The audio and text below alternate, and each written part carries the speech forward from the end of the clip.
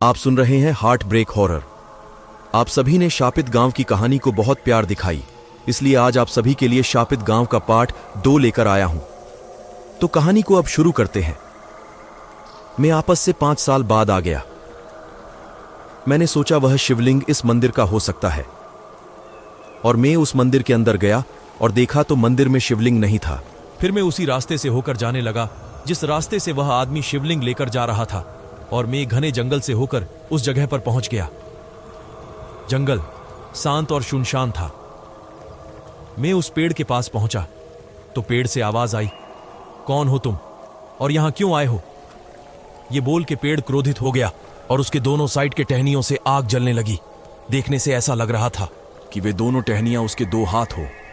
और वह पेड़ बोलने लगा, जल्दी बताओ, नहीं तो मैं तुम्हें जलाकर भस्म कर दूंगा। तो मैंने अपने हाथ जोड़े और कहा, भोले बाबा, मैं हूं रमेश। मैं आपको यहां से मंदिर ले जाने आया हूं।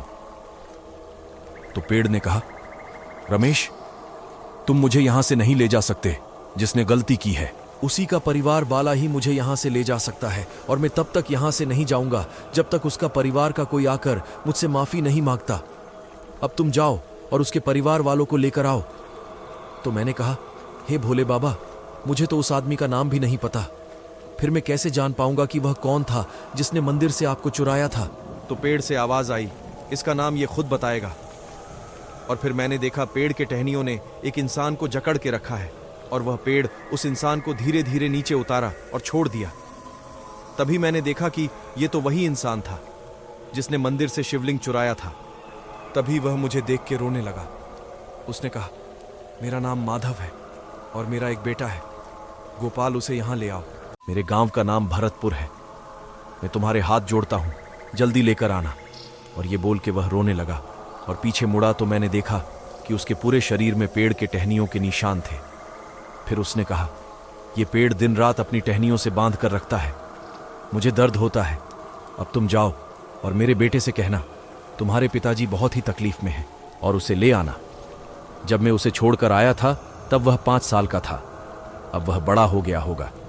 फिर मुझे कहा, इस रास्ते से चले जाओ, तुम्हें भरतपुर गांव मिल जाएगा। अब तुम जल्दी जाओ। ये कहते ही अचानक पेड़ का एक डाली नीचे आया और उसे बांधकर ऊपर ले गया। फिर मैं उस रास्ते से जाने लगा। 10 किलोमीटर पैदल चलने के बाद भरतपुर गांव पहुंच गया। पहुंचकर मैंने एक आदमी से पूछा, यहां माधव का घर कहां है? तो उस आदमी ने बताया, उस तरफ है। और मैं उसके घर पर पहुंच गया। घर पहुंचकर मैंने आवाज लगाई, कोई है घर में? तो एक औरत बाहर आई। मैंने पूछा, आप माधव की क्या लगती है? तो उस औरत ने कहा, मैं उसकी पत्नी हूं। फिर मैंने पूछा, आपका बेटा कहां है? तो उस औरत ने कहा, दुकान गया है, अभी आता ही होगा। फिर औरत ने कहा, आप कौन हैं? आपको नहीं पहचान सकी। तो मैंने कहा, मैं माधव का दोस्त हूं, गोपाल को आने दो, मैं सारी बातें बताऊंगा। कुछ देर बाद गोपाल आ गया, और फिर मैंने उन दोनों को सारी बात बताई, और गोपाल से कहा, अब तुम मेरे साथ चलो। और फिर मैं गोपाल को जंगल की तरफ ले गया जहां शिवलिंग है। कुछ देर बाद हम उस पेड़ के पास पहुंच गए, और मैंने कहा, जाओ और उस पेड़ की पूजा करो। और वह पेड़ के पास गया और उसकी पूजा करने लगा, तो आसमान में घंटियां, डमरू और शंख के चित्र बनने लगे, और तीनों एक साथ बजने लगे। पेड़ सोने की तरह चमक रहा था, और आसमान से फूलों की वर्षा होने लगी। पूरा जंगल रोशनी से चमक रहा था। फिर उसने पूजा खत्म किया और माफी भी मांगी। कहा, हे भोले बाबा, मेरे पिताजी से गलती हो गई, उन्हें माफ कर दीजिए।